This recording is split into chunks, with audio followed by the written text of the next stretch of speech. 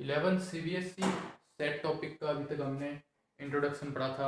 अब हम सेट के बारे में जानकारी लेंगे भाई, क्या है आपका सेट। पहला टॉपिक है 11th क्लास का सेट और रिलेशन, सेट एंड रिलेशन। तो सबसे पहले बात करते हैं डेफिनेशन की हम, कि डेफिनेशन क्या होती है सेट की। सेट की क्या होती है डेफिनेशन। देखो सेट को अगर नॉर्मली देखा जाए तो हम लोग जानते हैं सेट क्या होता है। सेट जैसे कि मान लो क्लास में बच्चों का सेट, बुक्स 10th क्लास की बुक्स का सेट, 11th क्लास की बुक्स का सेट, ठीक है। किसी भी चीज़ को साथ में रखते हैं उसे हम क्या बोलते हैं, सेट बोलते हैं। लेकिन यहाँ पर इसका मतलब है, सेट का मतलब है the collection of well defined objects, the collection of well defined objects. तो यहाँ पर जो वेल डिफाइंड वर्ड है, इस वेल डिफाइंड का मतलब है कि देखो सेट को कभी भी बताने के लिए उसको डिफाइन करना बहुत ज़रूरी है। आप ऐसे बोल सकते हो कि बच्चों का समूह, बच्चों का सेट, तो वो डिफाइन नहीं होगा। आपको बताना होगा कि किन बच्चों का समूह, मोटे बच्चों का समूह, पतले बच्चों का समूह, या फिर आप बुक्स का समूह बता रहे हो, बुक्स का सेट की बात कर रहे हो तो कौन सी बुक का सेट। क्योंकि जो बुक्स हैं वो अनलिमिटेड हैं, लेकिन हमें स्पेसिफाई करनी बहुत ज़रूरी है कि हमारी जो बुक्स हैं वो कौन सी हैं, ठीक है। तो इसलिए जब अपन बात करते हैं इसकी डेफिनेशन की तो एक वर्ड आता है वेल डिफाइंड। इस वेल डिफाइंड का मतलब है कि जो भी चीज़ हम बता रहे हैं उसको हमें डिफाइन करना बहुत ज़रूरी है। उसको क्या करना बहुत ज़रूरी है, डिफाइन करना बहुत ज़रूरी है। तो इसलिए इसकी डेफिनेशन होगी the collection of well defined objects are called, क्या क्या बोले जाते हैं, सेट। उनको क्या बोलते हैं हम, सेट बोलते हैं। लेकिन अब इसमें जो ऑब्जेक्ट्स हैं उन ऑब्जेक्ट्स को हम क्या बोलते हैं, उन ऑब्जेक्ट्स को हम लोग बोलते हैं एलिमेंट्स। उन ऑब्जेक्ट्स को हम क्या बोलते हैं, एलिमेंट। तो जब भी इन ऑब्जेक्ट्स की बात आएगी तो मैं एलिमेंट वर्ड बोलूंगा। कौन सा वर्ड बोलूंगा, elements. Then objects are called objects, these objects these objects are called,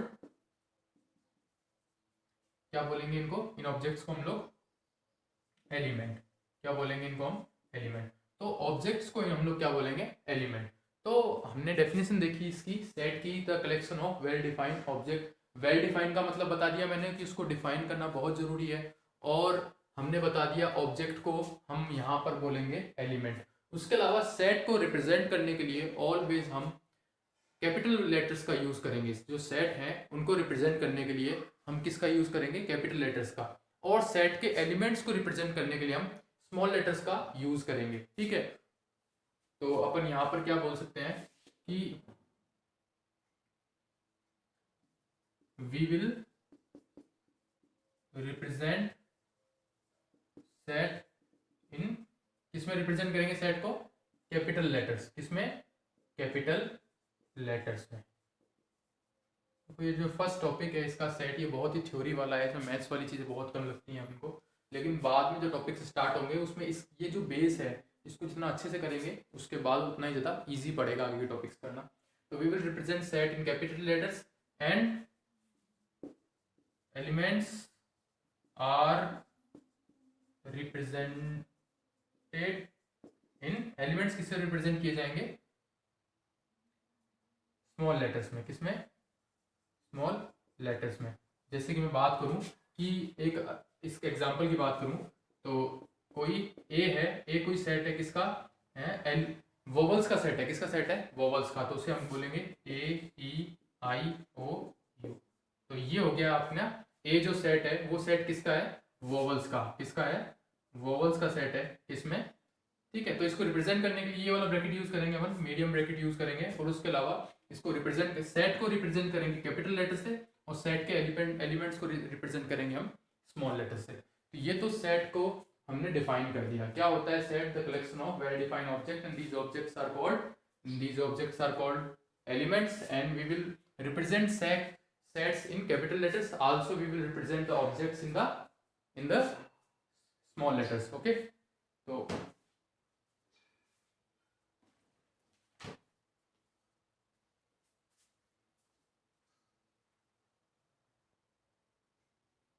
अब सेट को रिप्रेजेंट करने का हमारे पास तरीका देखना है हमें कि सेट को कैसे रिप्रेजेंट करते हैं। कि रिप्रेजेंटेशन ऑफ, अब अपने पास टॉपिक क्या है, रिप्रेजेंटेशन ऑफ सेट्स।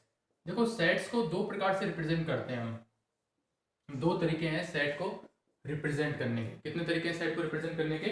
दो तरीके हैं अपने पास सेट को रिप्रेजेंट करने के। पहला तो है हमारे पास में रोस्टर फॉर्म। किस फॉर्म में रिप्रेजेंट कर सकते हैं हम? एक तो रोस्टर फॉर्म में रिप्रेजेंट कर सकते हैं, दूसरा है set builder method. Set builder method, इन दो फॉर्म में हम सेट को क्या करते हैं? रिप्रेजेंट करते हैं। सेट को रिप्रेजेंट करने के हमारे पास कितने तरीके हैं? दो तरीके हैं, एक तो रोस्टर फॉर्म है और एक कौन सा है हमारे पास में? सेट बिल्डर मेथड है।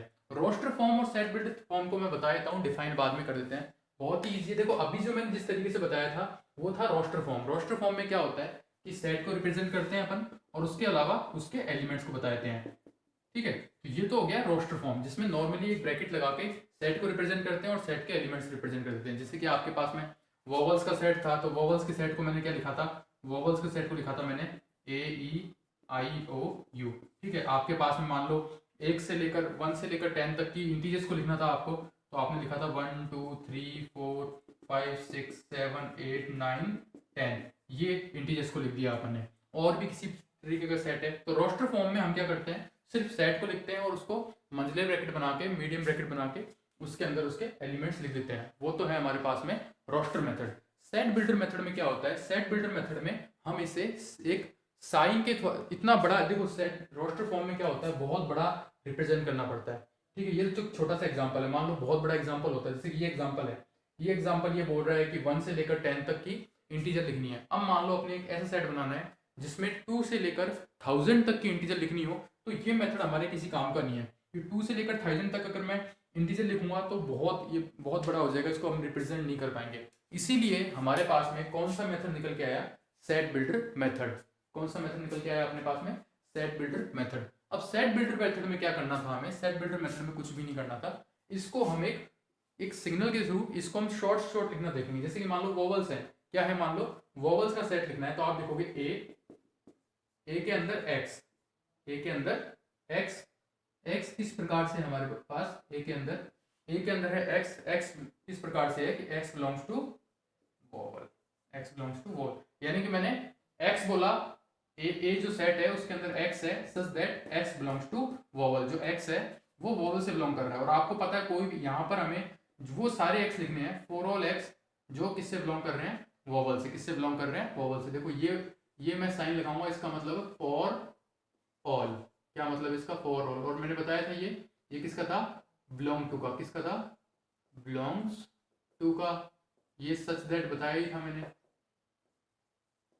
ST, ठीक है। तो ये फॉर ऑल क्या हो गया? वोवल्स का। जैसे आपको ये लिखना है मान लो, तो ऐसे लिखोगे x belongs to integer, x belongs to integer less than integer, लेकिन किससे कम तक? लेस देन इक्वल टू 10 तक। कहाँ तक के इंटीजर है मेरे पास? लेस देन इक्वल टू 10 तक के इंटीजर, ठीक है।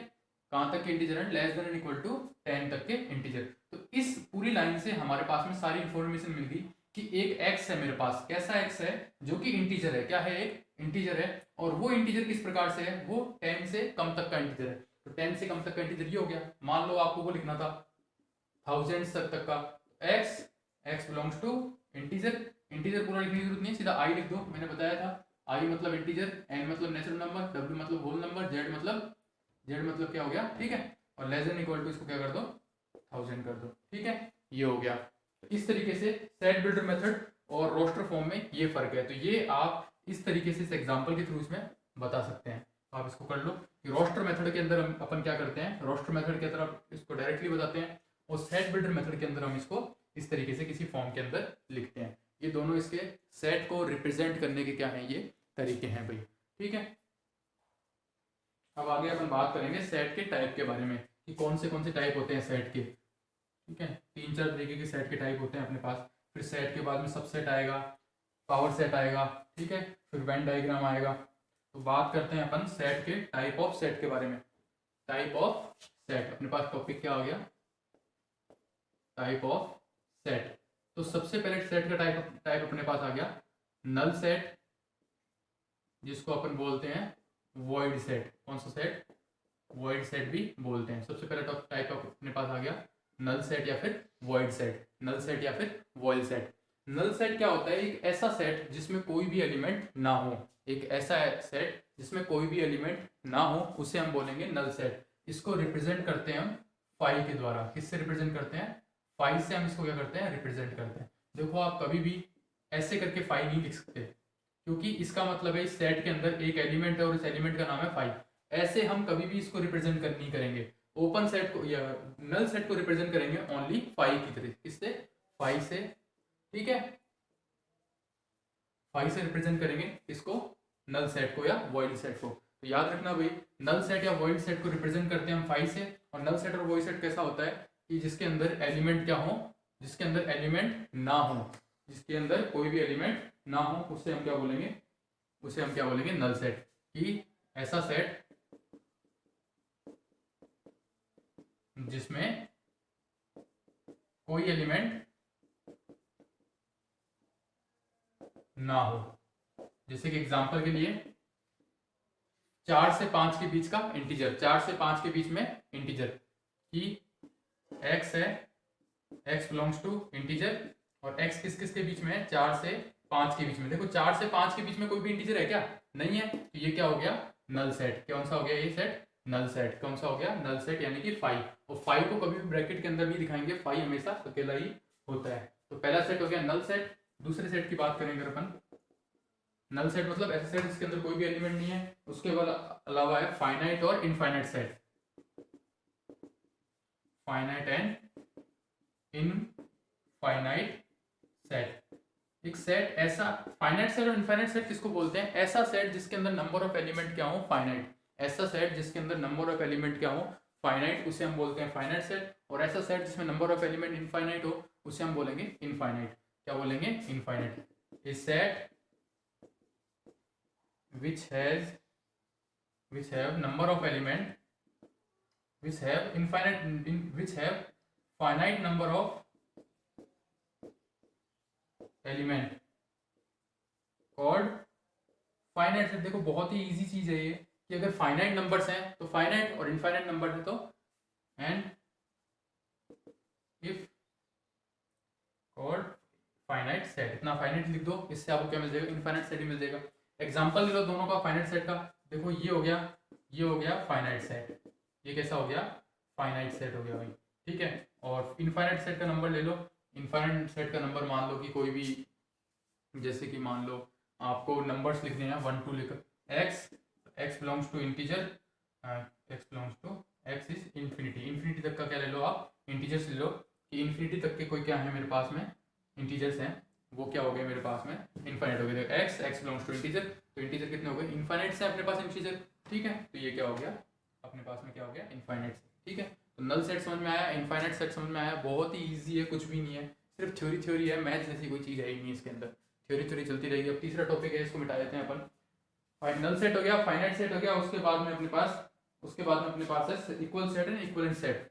इंपॉर्टेंट डेफिनेशन है दोनों की, इक्वल सेट और इक्विवेलेंट सेट की, कराना बहुत जरूरी है इनको। Equal set and equivalent set. दो सेट इक्वल सेट कब होंगे भाई? दो सेट इक्वल सेट तब होंगे जब उनके अंदर एलिमेंट सेम हो और नंबर ऑफ एलिमेंट भी क्या हो? सेम हो। यानी कि मान लो एक एलिमेंट है ए, उसके अंदर एलिमेंट है A B C, small A B C. दूसरा एलिमेंट है ए बी, ठीक है, और उसके अंदर भी एलिमेंट है ए बी सी, यानी कि दोनों के अंदर 3 एलिमेंट है। ठीक है, और दोनों के अंदर जो 3 एलिमेंट है वो भी सेम है, तो वो होंगे इक्वल सेट। और इक्विवेलेंट सेट किसको बोलेंगे? कि मान लो एक सेट है ए जिसके अंदर एलिमेंट है ए बी और सी, और दूसरा सेट है बी जिसके अंदर एलिमेंट है 1 2 और 3। तो दोनों के अंदर एलिमेंट की जो नंबर है वो तो सेम है, लेकिन दोनों क्या है? डिफरेंट है। तो उसे हम बोलेंगे इक्विवेलेंट सेट। उसे हम क्या बोलेंगे? Equivalent set. तो ठीक है, equal set and equal set. Equal set किसको बोलेंगे?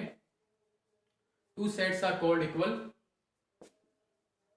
two sets are called equal if number of element in both sets are same. Both sets are same, number of element भी same रहनी चाहिए, and element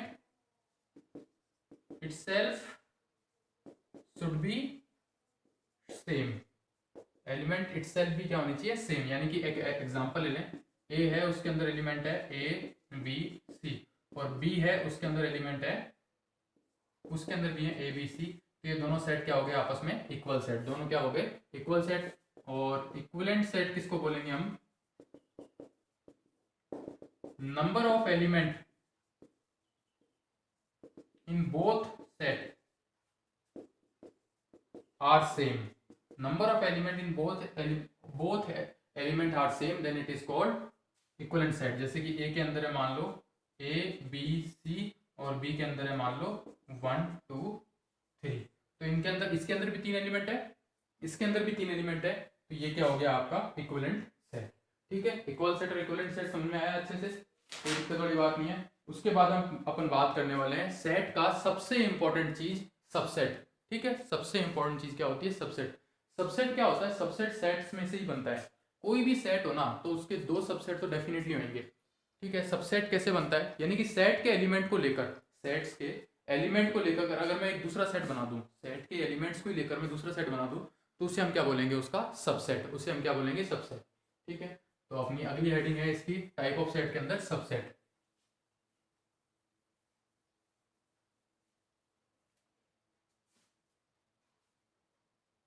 अगला topic है अपने पास में subset. Subset क्या होगा कि अगर अपन सेट के एलिमेंट को लेकर कोई दूसरा सेट बना दें तो उसे हम क्या बोलेंगे, सबसेट। देखो 5 है, 5 भी सबसेट हुआ। 5 सबसेट क्यों हुआ, क्योंकि वो सेट के अंदर ही है। ठीक है, और जो सेट है ना वो इटसेल्फ भी क्या है, एक सबसेट है। जो सेट है उसके सारे एलिमेंट भी तो खुद में सबसेट है ही, क्योंकि उसके सारे एलिमेंट भी उसके अंदर होंगे। क्योंकि सबसेट होने के लिए क्या प्रॉपर्टी है अपने पास, सबसेट होने के लिए प्रॉपर्टी है कि जो एक्स है वो ए से बिलोंग करना चाहिए और वो एक्स बी से भी क्या करना चाहिए, बिलोंग करना चाहिए। तो वो ए जो है वो बी का क्या कहलाएगा, सबसेट। ठीक है, तो ए सेट बी का सबसेट कहलाएगा, ए सेट बी का सबसेट कहलाएगा इफ एवरी एलिमेंट ऑफ ए, देखो ए सबसेट कहलाएगा, ए क्या कहलाएगा, सबसेट। यानी कि ए के जितने भी सारे एलिमेंट है, ए के जितने भी सारे एलिमेंट है, कि if every element of set A is belong to set B, यानी कि ए के सारे एलिमेंट बी के अंदर क्या कहलाने चाहिए, सब उपस्थित होने चाहिए, बिलोंग करने चाहिए, तब जाके क्या कहलाएगा वो सबसेट। तो हम इसको रिप्रेजेंट करेंगे ए इज सबसेट ऑफ बी, ये होगा हमारा सबसेट, ये क्या होगा हमारा सबसेट, और ये होगा हमारा सुपरसेट। क्या कहेंगे हम इसको, सुपरसेट। इसको तो बोलेंगे सबसेट और इसको क्या बोलेंगे, सुपरसेट। क्यों बोलेंगे, क्योंकि बहुत बड़ा है तो सुपरसेट। जैसे कि मान लो बी है मेरे पास, बी के अंदर है 1 2 3 4, तो इसका सबसेट ए कब होगा, जैसे मान लो 1 2 3, तो ये इसका क्या कहलाएगा, सबसेट। या फिर मैं बात करूं 1, ये भी इसका सबसेट है। या फिर मैं बात करूं 2, ये भी इसका, क्योंकि 2 इसके अंदर है। या फिर मैं 3 बोलूं तो भी सबसेट है, 4 बोलूं तो भी सबसेट है। या फिर मैं बोल दूं ओनली 5 तो भी सबसेट है। या फिर मैं बोल दूं बी इटसेल्फ भी क्या है, इसका सबसेट है। बी भी खुद क्या है, इसका सबसेट है। ठीक है, तो इसमें ऑलवेज जिस साइड, देखो ये साइन है इस टाइप से, ये सबसेट का साइन है, जिस साइड है वो, इस बात का मतलब है कि A is subset of B। जब भी इस टाइप से लिखा हुआ हो इसका मतलब है A is subset of B, जहां A सबसेट है और B क्या है, इसका सुपरसेट। यहां पर एक सबसेट के अंदर भी दो चीज निकल के आती हैं। देखो कोई भी सेट हो इस दुनिया का, उसके अंदर उसके दो सबसेट डेफिनेटली होंगे। चाहे कोई भी सेट हो, चाहे नल सेट ही क्यों ना हो, वॉइड सेट ही क्यों ना हो, उसके कम से कम दो सेट तो डेफिनेटली होंगे। और वो दो सेट कौन से होंगे, फाई और वो सेट खुद, वो सेट और फाई, वो दोनों सेट उसके डेफिनेटली क्या होंगे, उसके दो सबसेट होंगे। और इसको हम बोलते हैं इम्प्रॉपर सबसेट। इसको हम क्या बोलते हैं, इम्प्रॉपर सबसेट। ठीक है, तो इम्प्रॉपर सबसेट की डेफिनेशन आप लिख सकते हो। इम्प्रॉपर सबसेट क्या होगा कि वो सेट, वे सेट जो फाई और इटसेल्फ हो। किसी भी सेट के दो सबसेट डेफिनेटली होंगे, एक तो फाई और वो खुद, फाई और वो क्या कहलाएंगे मेरे सबसेट, इम्प्रॉपर सबसेट। जैसे मैं इसकी बात करूं तो बी का सबसेट क्या उस प्रॉपर सब इम्प्रॉपर सबसेट होगा फाई और बी खुद। फाई और बी खुद क्या होगा इसका इम्प्रॉपर सबसेट। एग्जांपल ले, मान लो बी है अपने पास 1 2 3, तो इम्प्रॉपर क्या होगा, इस इम्प्रॉपर सबसेट कितने होंगे इसके, एक तो होगा फाई और दूसरा होगा 1 2 3। इसको हम बोलेंगे इम्प्रॉपर सबसेट, इसको हम क्या बोलेंगे इम्प्रॉपर। और इसके अलावा जितने भी बच गए वो क्या कहलाएंगे मेरे प्रॉपर सबसेट, वो क्या कहलाएंगे मेरे प्रॉपर सबसेट। इसको एक एग्जांपल से ले लेते हैं अपन, मिटा देते हैं। सबसेट समझ में आ गया अच्छे से, इसको मिटा देते हैं अपन अच्छे से। जैसे कि बात करें अगर अपन, एक सेट है अपने पास 1 2 3, तो देखो एक तो 5 और एक 1 2 3, ये तो कहलाएंगे इसके इम्प्रॉपर सबसेट। कौन से सबसेट कहलाएंगे इसके इम्प्रॉपर सबसेट। 5 और 1 2 3 यानी कि 5 और वो एक खुद, ये क्या कहलाएगा मेरे पास में इम्प्रॉपर सबसेट। इसके अलावा कितने बच गए, इसके अलावा मेरे पास बच गया देखो 1 ये भी सबसेट है, 2 ये भी सबसेट है, 3 ये भी सबसेट है, 1 2 भी सबसेट है, 2 3 भी सबसेट है, ठीक है। और एक हो गया 1 2 2 3 1 2 3 4 5 6 7 8 होने चाहिए इसके, ये हो गया 1 3। एक क्या हो गया सबसेट इसका 1 3। ये टोटल क्या कहलाएंगे इसके, ये कहलाएंगे मेरे पास में प्रॉपर सबसेट। ये क्या कहलाएंगे मेरे पास में प्रॉपर सबसेट। कोई भी सेट हो, कोई भी सेट हो, उसके एलिमेंट मान लो जितने भी एलिमेंट है उसका हमें उसके प्रॉपर सबसेट या इम्प्रॉपर उसके सबसेट के बारे में मालूम पड़ना है। तो मान लो एक सेट है ए, उसके अंदर n एलिमेंट है, कितने एलिमेंट है n एलिमेंट है मान लो उसके अंदर, तो उसके सबसेट होंगे ऑलवेज 2 की पावर n। कितने सबसेट होंगे उसके 2 की पावर n। जैसे कि ये था, इसके अंदर कितने एलिमेंट थे 3, तो 2 की पावर 3 यानी कि इसके टोटल सबसेट कितने होंगे 8। कितने सबसेट होंगे 8। तो देख लो 1 2 3 4 5 6 7 8, कितने सबसेट हो गए इसके 8। जैसे कि मान लो आपके पास ये है, इसमें है ए बी दो हैं, तो कितने होंगे इसके 2 की पावर 2 यानी कि 4। तो एक तो होगा 5 खुद, एक बी और एक होगा ए, एक होगा बी। 1 2 3 4, कितने सबसेट हो गए इसके 4 सबसेट हो, ठीक है। तो कोई भी सेट हो उसके अंदर n एलिमेंट है तो उसके सबसेट होंगे 2 की पावर n। उसके सबसेट कितने हो जाएंगे 2 की पावर n। ये कहानी थी सबसेट की, ठीक है। और कोई भी सेट है वो खुद का क्या होता है सबसेट होता है, वो क्या होता है खुद का क्या होता है सबसेट होता है। या फिर फाई है, फाई भी क्या होगा सबसेट होगा, फाई भी क्या होगा सबसेट होगा। फाई मतलब पता है ना, नल सेट वॉइड सेट, ठीक है भाई। इसके बाद में अपने पास आ रहा है पावर सेट। पावर सेट क्या होता है,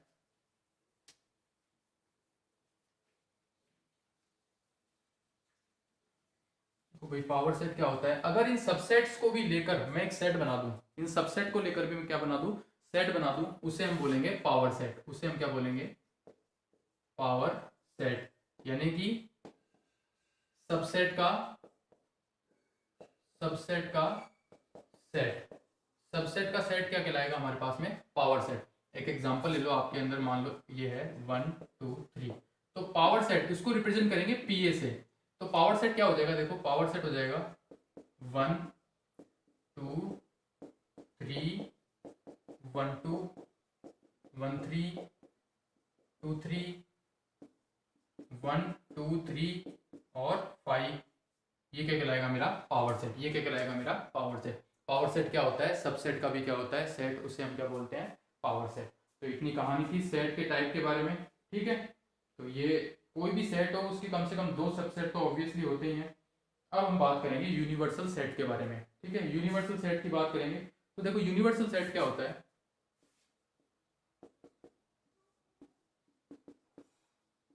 यूनिवर्सल सेट। यूनिवर्सल सेट क्या होता है, जैसे कि ये है, इसके अंदर था 1 2 3, लेकिन इस पूरी यूनिवर्स के अंदर जितने भी सेट हैं वो क्या कहलाएगा इसका यूनिवर्सल सेट। वो क्या कहलाएगा इसका यूनिवर्सल सेट। तो 1 2 3 तो एक सेट है, लेकिन ये 1 2 3 तो एक सेट है, इसके अलावा इसके अंदर नंबर 4 5 6 कितने तक है इंफिनिटी नंबर है। तो ये क्या कहलाएगा इसका यूनिवर्सल सेट। क्या कहलाएगा इसका यूनिवर्सल सेट, ठीक है। और इसको हम रिप्रेजेंट करेंगे यू से। किससे रिप्रेजेंट करेंगे यू से, यानी कि सबसे बड़ा सेट कौन सा हो जाएगा यूनिवर्सल सेट। जैसे कि ए बी सी है तो इसका यूनिवर्सल सेट क्या हो जाएगा, ए से लेकर जेड तक के जितने भी नंबर्स हैं वो क्या हो जाएंगे इसके यूनिवर्सल सेट। कौन से हो जाएंगे इसके यूनिवर्सल सेट। जैसे कि मान लो ए बी सी ले लिया मैंने, तो यूनिवर्सल सेट क्या हो जाएगा, ए से लेकर जेड तक के जितने भी नंबर हैं वो क्या कहलाएंगे, इसके यूनिवर्सल सेट। और यूनिवर्सल सेट के अंदर ही क्या आता है, सेट आता है। कंजुगेट क्या होता है इसका, देखो मैं और बता देता हूँ। कंजुगेट ऐसे होगा कि मान लो यूनिवर्सल सेट में मान लो चार ही चीज होती है, ए बी सी डी, ये चार एलिमेंट होते हैं यूनिवर्सल सेट के अंदर, ठीक है।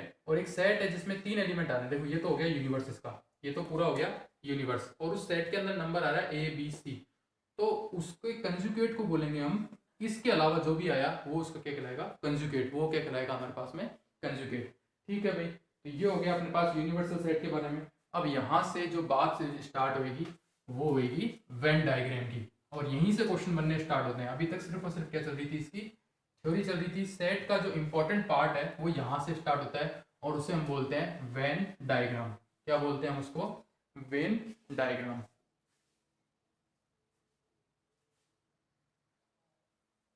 तो इसका वेन डायग्राम समझा देते हैं आपको। वेन डायग्राम क्या होता है, वेन डायग्राम से इसके क्वेश्चंस बनते हैं भाई। कैसे कैसे बनते हैं क्वेश्चन, कि मान लो ए है, उसके अंदर है A B C D E F, ठीक है। बी है, एक सेट है, उसके अंदर है डी ई एफ, ठीक है। और सी एक सेट है, उसके अंदर है ए डी। तो इसका मेरे को वेन डायग्राम बनाना है। तो इस पूरी जो स्पेस है ना, उसे हम एक रेक्टेंगल से रिप्रेजेंट करेंगे। इस पूरे स्पेस को किससे रिप्रेजेंट करेंगे, रेक्टेंगल से। उसे हम क्या बोलेंगे, यू, उसे हम क्या बोलेंगे, यू। उसके बाद में हमें लेना है A B C D E F, ठीक है। तो A B C D E F, ये हो गया मेरा सेट ए। ये मेरा कौन सा क्या हो गया, सेट हो गया ए, ठीक है। बी के अंदर क्या है, डी ई एफ, तो ये देखो ये मेरा हो गया बी, इसमें आ गया डी ई एफ, ये मेरा कौन सा सेट हो गया, बी सेट हो गया। और तीसरे में ए डी, तो ठीक है। तो सी में ऐसे बनाऊंगा,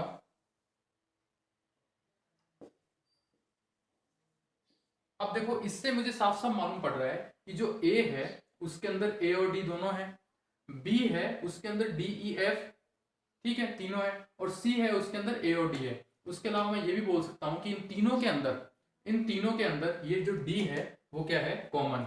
वो डी क्या है, इन तीनों के अंदर क्या है, कॉमन। अब इससे मैथमेटिकली क्वेश्चन कैसे आएंगे वो आपको बताएंगे बाद में, लेकिन पहले इसकी प्रॉपर्टीज करेंगे अपन वेन डायग्राम के अंदर। वेन डायग्राम होता क्या है, इस पूरे यूनिवर्स को मैं एक रेक्टेंगल से रिप्रेजेंट करूं और उसके एलिमेंट को फिर मैं सर्कल से रिप्रेजेंट करूं, तो उसे हम क्या बोलेंगे, वेन डायग्राम। अब वेन डायग्राम का यूनियन होता है, यूनियन का मतलब सम। वेन डायग्राम का इंटरसेक्शन होता है, इंटरसेक्शन का मतलब इनका कॉमन पार्ट। वेन डायग्राम का जो माइनस होता है वो होता है, ठीक है। और तीसरा है वेन डायग्राम का डिफरेंस हो गया, और चौथा एक सिमेट्रिक डिफरेंस हो गया। तो सबसे पहले हम बात करेंगे वेन डायग्राम के वेन डायग्राम के, पहला टॉपिक आ गया हमारे पास वेन डायग्राम के यूनियन के बारे में। तो पहला है यूनियन ऑफ सेट, सेट्स का यूनियन। यूनियन ऑफ सेट को आप एक डायग्राम से बड़ा बेटर समझ पाओगे कि यूनियन होता क्या है। कि मान लो एक सेट ए है, मान लो एक सेट ए है, ठीक है, और एक सेट बी है। यूनियन का मतलब है इस सेट ए के एलिमेंट और इस सेट बी के दोनों के सारे एलिमेंट, यानी कि सेट ए के सारे एलिमेंट ले लो और बी के भी क्या ले लो, सारे एलिमेंट ले लो, उससे हम क्या बोलेंगे, यूनियन। मान लो सेट ए के अंदर होता 1 2 3 और सेट बी के अंदर होता ए बी सी उसके अलावा 1, ठीक है। तो ए यूनियन बी क्या कहलाता मेरा, ए यूनियन बी क्या कहलाता मेरे पास 1 2 3 ए बी सी, ये क्या कहलाता मेरा ए यूनियन बी। अब इसको डिफाइन कैसे करते हैं, ए यूनियन बी किस प्रकार से, एक्स ए यूनियन बी की डेफिनेशन क्या है कि ए यूनियन बी के अंदर है एक्स। आप मतलब समझ गए कि ए के सारे एलिमेंट और बी के सारे एलिमेंट को साथ में ले लो, उसे हम क्या बोलेंगे, उसे हम बोलेंगे यूनियन। अब इसको डिफाइन कैसे करेंगे, डिफाइन करने के लिए पर्टिकुलर एक मैथमेटिकल फॉर्म होता है कि ए यूनियन बी का मतलब है एक्स, जहां एक्स बिलोंग्स टू ए या फिर एक्स बिलोंग्स टू बी। अब आप सोच रहे होंगे कि यहाँ पे जो ये जो एक्स है वो या तो ए के अंदर बिलोंग करेगा या फिर किसके अंदर बिलोंग करेगा, बी के अंदर। लेकिन ये वाला पार्ट है जिसमें ए जो एक्स है ए और बी दोनों के अंदर बिलोंग कर रहा है। लेकिन ये जो कंडीशन है ये इस पूरी के लिए सही नहीं है। ये जो कंडीशन है कि ए और बी दोनों के अंदर बिलोंग कर रहा है, ये पूरे के लिए सही नहीं है, ठीक है। इसीलिए हम बोलेंगे कि एक्स है या तो ए में बिलोंग कर रहा है, जो एक्स है उसको उठा के देखो, आप चेक करो, तो या तो वो ए के अंदर मिलेगा या फिर वो किसके अंदर मिलेगा, बी के अंदर मिलेगा। और डेफिनेटली या तो ए के अंदर मिलेगा या फिर बी के अंदर मिलेगा। अगर यहाँ पे भी मिलता है तो वो ए के अंदर तो है ही, ठीक है, या फिर आप उसको बी के अंदर मान सकते हो, तो वो ए के अंदर और बी के अंदर हो गया। दूसरी बात आ गई इंटरसेक्शन की, ये तो हो गया ए यूनियन बी। दूसरी चीज आ गई इंटरसेक्शन। इंटरसेक्शन का मतलब होता है कॉमन।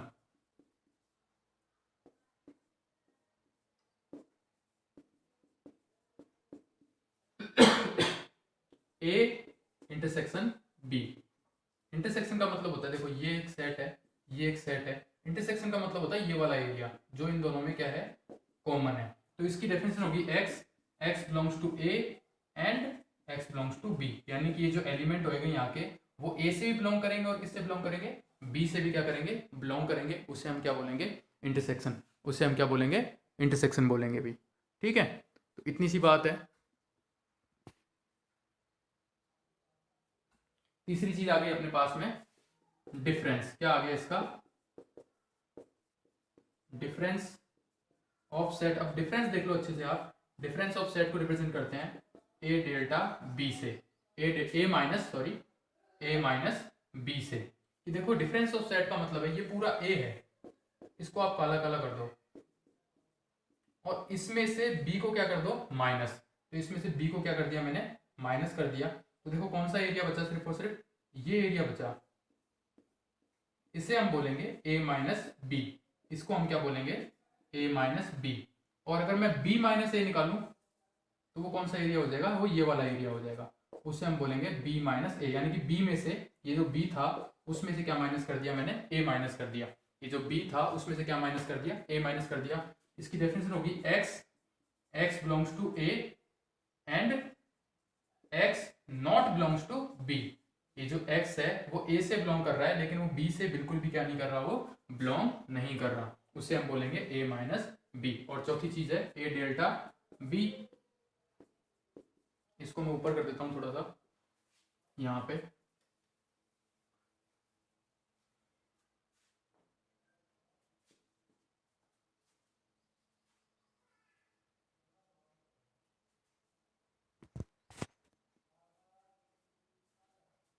a